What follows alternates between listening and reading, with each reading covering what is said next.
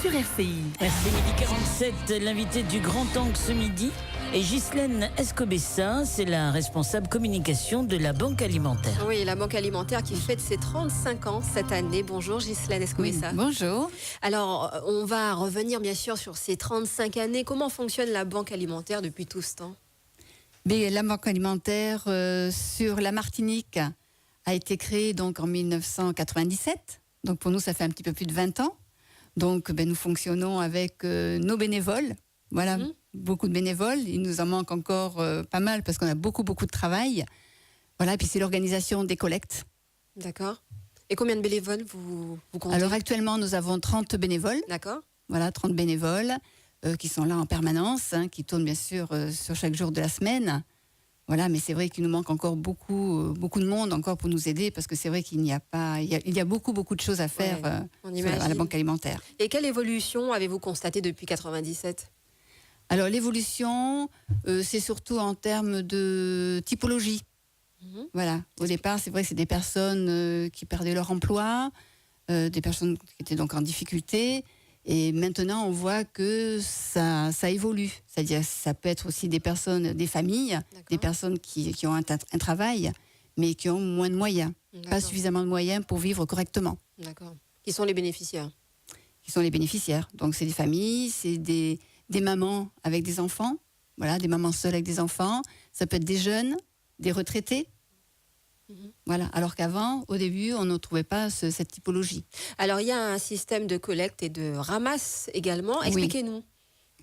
Alors, la ramasse, c'est une organisation qui est mise en place, ce qui est organisé donc avec nos chauffeurs. Tous les matins, ils partent dans les grands magasins pour récupérer donc les denrées consommables, mais qui ne peuvent plus être commercialisées. Voilà, dans les grandes surfaces. Donc, nous les récupérons pour les distribuer ensuite aux associations. D'accord. Et combien de bénéficiaires en Martinique on peut comptabiliser ? Alors actuellement, nous sommes autour de 18 000 bénéficiaires. D'accord. À peu près. D'accord. Et comment obtenir les denrées ? Comment obtenir les denrées ? Voilà. Donc là, c'est auprès des associations. D'accord. C'est-à-dire que nous, on ne distribue pas directement aux bénéficiaires. Voilà. Faut que les bénéficiaires soient inscrits auprès d'une association en passant par une assistante sociale. Voilà, qui reconnaît, donc il faut un dossier. Et ces personnes-là, ensuite, vont auprès des associations pour récupérer donc leur colis alimentaire. Et c'est quelle association ? Quelles seront ces associations ? Alors les associations, il y en a beaucoup. Il y a 40, nous on a 40 associations on va pas toutes les à peu citer, près partenaires. sûr. Mais ça peut être la Croix-Rouge, Saint-Vincent-de-Paul, ça peut être, il y a le Fourneau, il y a l'Assise, il y a Action Sida Martinique, Martinique Amour. Enfin bon, il y en a énormément. Je ne peux pas toutes les citer, mais c'est vrai qu'il y en a beaucoup. Alors, vous formez également à l'hygiène et à la sécurité alimentaire. Quel constat que vous voyez ? Enfin, c'est quoi déjà cette formation ? Voilà, donc c'est vrai que la Banque Alimentaire donc, assure... La Banque Alimentaire, ce n'est pas simplement des denrées que l'on vient récupérer, voilà, ou que l'on distribue.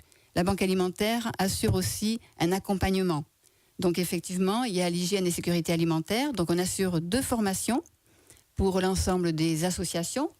Ça consiste, donc il y en a une qui est plus tournée sur c'est tous acteurs de la sécurité alimentaire et comment améliorer la sécurité alimentaire. Donc c'est 2 formations différentes et l'objectif c'est de savoir justement tel produit, voilà comment il peut être consommé, quelle est la date. On sait qu'il y a différentes dates qui sont sur les produits. Il y a la DDM qui est avant la DLUO. Donc la DDM c'est quoi ? C'est la date de durabilité minimale. Et il y a les DLC. Les DLC, c'est la date limite de consommation. Là, par contre, la DLC, quand elle est indiquée, il ne faut pas dépasser la date. DLC, c'est très strict. Alors que DDM, c'est à consommer de préférence avant le. Donc ça, c'est voilà. On informe un petit peu là-dessus. Ensuite, comment reconnaître donc les bons produits, même comment les ranger tout simplement dans son réfrigérateur. Voilà, comment. Voilà. Et c'est arrivé comment cette formation ? Pourquoi elle a été mise en place ? À partir de quel constat ? Mais parce que je pense que on s'était rendu compte que pas mal de personnes étaient perdues, justement, déjà par rapport aux dates, savoir comment bien s'alimenter aussi, parce que c'est pas parce qu'on a par exemple des boîtes de conserve qu'on s'alimente mal. Voilà, au contraire, si on a une bonne boîte de conserve de poissons, de viande, de légumes, Voilà, c'est quelque chose vraiment qui permet aux bénéficiaires d'avoir une alimentation correcte. Donc, on explique aussi les boîtes, parce que parfois, les boîtes sont enfoncées. Voilà, donc est-ce qu'on peut utiliser toujours ces boîtes de conserve? D'accord. Voilà, donc voilà, on montre. Voilà. La formation, c'est ça, c'est que ce n'est pas simplement de la théorie. Voilà, on explique et on montre vraiment tel produit, il est consommable ou pas. Et vous voyez des résultats sur les bénéficiaires? Ils viennent vers vous pour avoir bien plus sûr. d'informations? Oui. Donc là, nous, on le fait au niveau des associations. Mais on voit, oui, que là, les bénéficiaires, oui, bien sûr, sont très intéressés par ça. Et ça, on le voit d'autant plus que depuis donc 2 ans, là maintenant, nous organisons des séminaires aussi sur la qualité nutritionnelle. Et donc, ils sont très intéressés. Et on fait justement des ateliers, voilà, qui reprend un petit peu tout ça. Alors, quels sont les autres éléments forts pour ces 35 ans? On imagine que ça sera vraiment célébré comme il se doit. Oui, bien sûr. Alors, les 35 ans, alors c'est donc la Fédération française qui a lancé donc, cette année anniversaire. Ça va être tourné beaucoup sur les ateliers cuisine. Alors, c'est-à-dire que, par exemple, en France métropolitaine, il y a un camion avec un atelier, avec un mobile, voilà, une cuisine mobile, voilà, à l'intérieur, qui va sillonner toutes les régions de France pour faire donc des ateliers sur les différents points où il va s'arrêter. Donc, en Martinique, ça va se faire donc cette semaine, puisqu'on fait notre premier atelier cuisine dans le cadre de l'anniversaire, parce que les ateliers cuisine, on en fait déjà depuis longtemps, ça marche très très bien. Donc, le premier atelier cuisine pour l'anniversaire de la Banque alimentaire va se dérouler vendredi, 29 mars, à Sainte-Luce, et pour les bénéficiaires de l'épicerie sociale, petite boutique de Sainte-Luce. Et il y aura certainement des journées portes ouvertes? Bien sûr. Donc, déjà, après, il y aura d'autres ateliers cuisine également. Oui. Il y aura également une journée donc porte ouverte qui sera le 16 octobre. Donc, le 16 octobre, donc, la Banque alimentaire sera ouverte. Donc, il y aura bien sûr des représentants, donc il y aura des élus, il y aura les représentants des associations, les bénévoles, évidemment. Et ça nous permettra donc de faire visiter un petit peu notre banque alimentaire, comment nous fonctionnons. On pourra mettre en place des ateliers. On voit vraiment tout le travail aussi que font nos bénévoles, nos gilets orange, que l'on voit partout sur les points de collecte. C'est très important parce qu'il y a énormément de travail. Alors justement, quand aura lieu la prochaine collecte? Alors la prochaine collecte, nous allons faire une collecte régionale le 4 mai. Voilà, donc cette année, elle se fait sur une seule journée et sur l'ensemble du département, sur tous les magasins comme on fait habituellement. Voilà, donc ça, ce sera le 4 mai. Donc j'en profite pour faire un appel aussi aux bénévoles. Si des personnes peuvent se rendre disponibles pour être sur les points de collecte, ce sera vraiment avec plaisir que nous les accueillerons parce que c'est vrai que ces jours-là, nous avons besoin de beaucoup de monde aussi sur l'ensemble des points de collecte. Vous en cherchez à peu près combien de bénévoles? Autant qu'il y en a ou... Ah oui.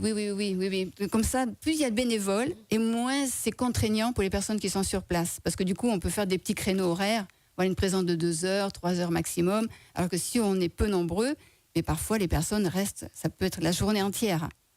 Donc voilà, comme ça, c'est quand même plus agréable pour tout le monde. Merci beaucoup, Ghislaine Escobessa, d'avoir répondu à notre invitation. Par contre, et à notre... Oui, si je peux rajouter quelque chose par rapport aux collectes. Oui. Donc cette année, on fait une collecte régionale sur une journée. Oui. Pourquoi? Parce que d'habitude, on fait sur 2 jours ou 2 jours et demi, parce que nous avons un problème de local. Voilà. Et ça, c'est un problème vraiment très, très important et récurrent maintenant. Nous ne pouvons pas, nous avons des difficultés pour stocker toutes nos denrées. Donc on est obligé de louer des locaux pour stocker ce qu'on ne peut pas rentrer nous, dans notre local. Donc nous avons beaucoup de difficultés pour trouver un local. Ça fait au moins maintenant au minimum 2 ans que l'on se bat pour trouver quelque chose. Pour l'instant, on n'a aucune réponse ni de la CACEM à qui on a envoyé un courrier, ni du maire du Lamentin par exemple qui nous a reçus par rapport à ça. Il y a la mairie de Fort-de-France qui nous aide, mais pour l'instant, il n'y a rien de concret.